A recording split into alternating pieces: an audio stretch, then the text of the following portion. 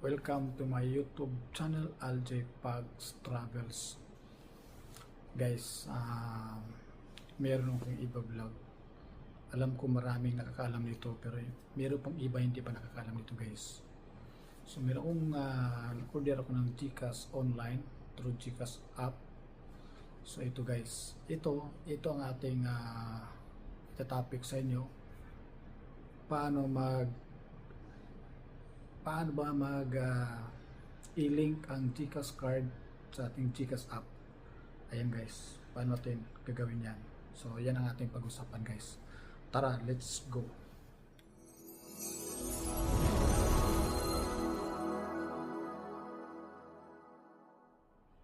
Una-una, paano tayo magkaroon nito? Ito guys, in-order ko lang ito sa GCash app natin, di ba? May GCash app. Paano mag-order nito?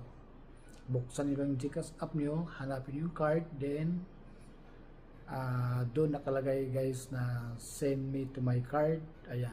So, ito ang ating pag-usapan guys. Paano to ililink sa ating GCash app ang itong GCash card ATM para maggamit natin ito sa mga bangko. Ito guys, pag may makita kayong mga bangko na may nakalagay na Visa or Banknet, pag may bangko kayo makita guys, katulad ng alam ko Land Bank, Banknet yan BPI Bank, Expressnet, lahat ng mga yan guys, connected lahat yan, pwede nyo itong gamitin, mag-withdraw kayo guys gamit ang inyong ATM card.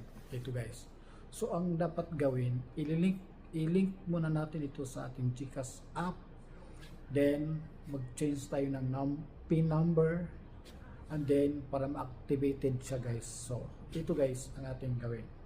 So sundan nyo lang guys ang step. Paano sa first step, ito guys makikita nyo sa aking video guys.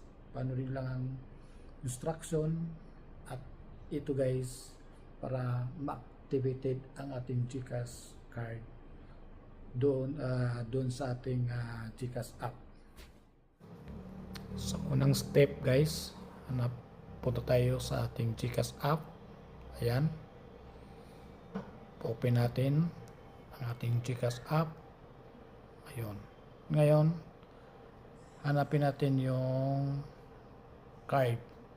Ayan, so makikita yan sa ating profile sa GCash app. Ayan, hanapin natin yung card guys, yung card yun, pindutin natin card. Pagkatapos may lumabas dyan order a card kung order kayo, diba? At may lumabas dyan link my card. Siyempre pag nag-order kayo ng card, yan, pindutin yung order a card. Ayan, so ngayon nag-order ako ng card, kailangan i-link ko ang aking GCash card sa ating GCash app. Ito guys, pindutin natin yung link my card. Ayan guys, yan ang ating pindutin. Yan, okay. Pagkatapos guys, siyempre yung GCash number ninyo lalabas yan. May lumabas dyan na 6 digit, i-okay. Ayan. Pagkatapos niyan guys, may lumabas dyan, kailangan ilagay nyo ang inyong 4-digit card number sa inyong GCash. Ayan guys, may example yan. Diba may nakalagay dyan na card number, alam ko 16 digit yan. So ang required dyan ay yung 4 digit, yung pinakadulo 4 digit card number, yun ang ilalagay doon. Pagkatapos din guys, meron yan virtual account number. Ayan, makita yan sa GCash card niyo guys. So ilagay natin ang ating virtual account number. Ayan, kailangan lahat yun guys. So alam ko ang digit number nito 2, 4, 6, 8, 10, 12. So 12 digit number yan. Ang card number naman ay 16. Ayan, Yung sa akin, ilalagay ko yan. Ayan. Ipakita ko lang yan guys. Virtual account number yan. Bali, 2, 4, 6, 8, 10, 12. 12 digit number yan guys. Ayan. Pagkatapos nyan, ayan. Next. Pindutin natin ang next. Ayan. Next natin guys. Ayun. Next. Processing. Ayan. Pagkatapos niyan guys, required niyan ay ang your GCash card. Ayan guys. Ibig sabihin na link ang ating GCash card. So mag-required ng PIN number guys. Kailangan huwag yung kalimutan yung 6-digit PIN number. Iba yung GCash app, 4 digit lang yon. Pero dito sa ATM card, 6 digit. Kailangan huwag ninyong kalimutan yan guys. Kasi ito ang gagamitin nyo ng PIN pag mag-withdraw kayo sa mga bangko, sa mga machine. Kailangan guys, memorize nyo yan. 6 digit lang yan. Yan. Yan. Ayan.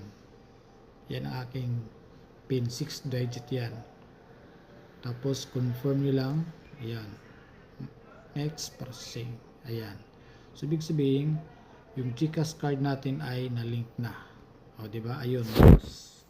Lumabas na sa aking GCash app na activated na yung aking GCash card. Ayan, pwede ko na siyang gagamitin, mag-withdraw sa mga bangko, kahit basta mayroong Visa, mayroong Banknet na bangko guys. Pwede tayo maka-withdraw dyan gamit ang ating GCash ATM card. Ayan guys. So ganyan lang kasimple mag-link sa ating GCash card sa ating GCash app. Ayan guys, ayan. So buksan ko, walang laman guys kasi alam na transfer yan sa ibang account. Ayan, na-link ng aking GCash card sa ating GCash app.